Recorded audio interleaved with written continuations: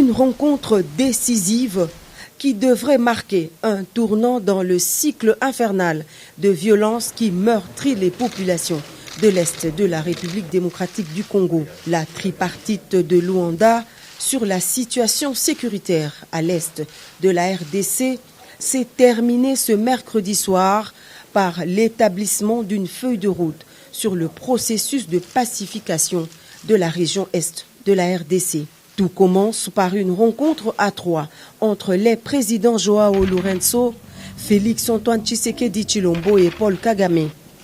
Pas de communiqué final, mais un point de presse commun des trois présidents et une volonté commune affichée de faire baisser la tension entre les deux voisins. L'objectif central étant de restaurer la confiance perdue entre Kinshasa et Kigali par l'instauration d'un dialogue et d'une concertation permanente établie sous l'égide de la CIRGL et du processus de Nairobi dans le cadre de la Communauté d'Afrique de l'Est. Concrètement, cela se fera graduellement via l'application de la feuille de route qui permettra au final, si chacun respecte vraiment ses engagements, de réchauffer les relations politiques, diplomatiques et économiques entre le Rwanda et la République démocratique du Congo. Ce que je peux dire à propos du contenu de la réunion de ce jour est que de part et d'autre, il y a eu en tout cas l'intention manifeste d'avancer et de mettre fin à cette crise. Comme l'a dit le président Lourenço, il s'agit de rétablir la confiance entre nos deux pays et surtout nos deux peuples. Une confiance qui a malheureusement été rompue alors que, à mon sens, tout allait bien dans la voie de la normalisation entre nos deux pays.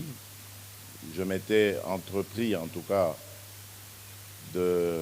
tirer un trait sur le passé dès mon arrivée à la tête de la République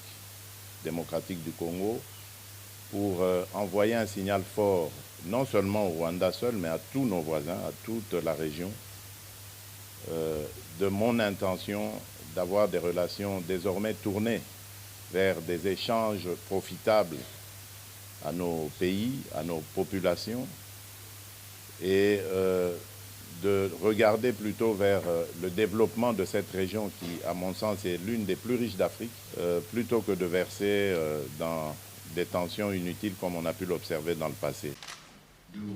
À court terme, la nouvelle donne passe par la relance de la commission mixte RDC-Rwanda. La première rencontre de cette commission mixte,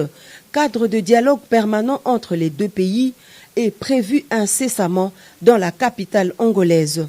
Mais dans l'immédiat, la feuille de route prévoit la cessation des hostilités et le retrait sans condition du M23 de ses positions en République démocratique du Congo. Ce qui est en mon pouvoir pour faire avancer la situation, sortir mes compatriotes de cet enfer qui dure déjà depuis une vingtaine d'années, lequel enfer a été encore aggravé par cette situation regrettable du M23, un groupe armé qui pourtant était déjà en discussion avec nous à Nairobi, mais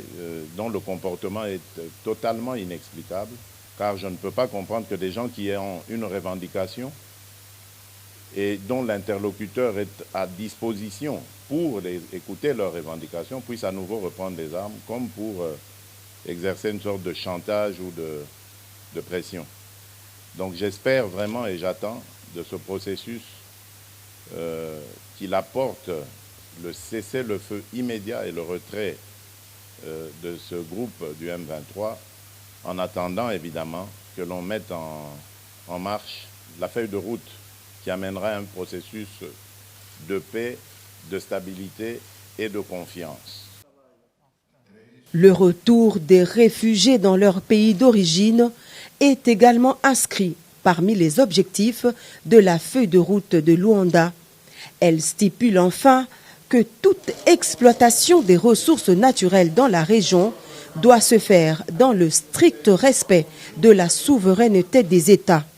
ce qui met en exergue la ferme volonté de lutter contre le trafic illicite des ressources minières de la République démocratique du Congo au profit des pays voisins. Le chef de l'État, Félix Antoine Tshisekedi Tshilombo, garde ainsi le cap de la fermeté pour la défense de la souveraineté nationale et en même temps une ouverture au dialogue diplomatique sincère pour imposer la paix à l'est de la RDC. Le président de la République et sa délégation sont rentrés au pays ce mercredi soir.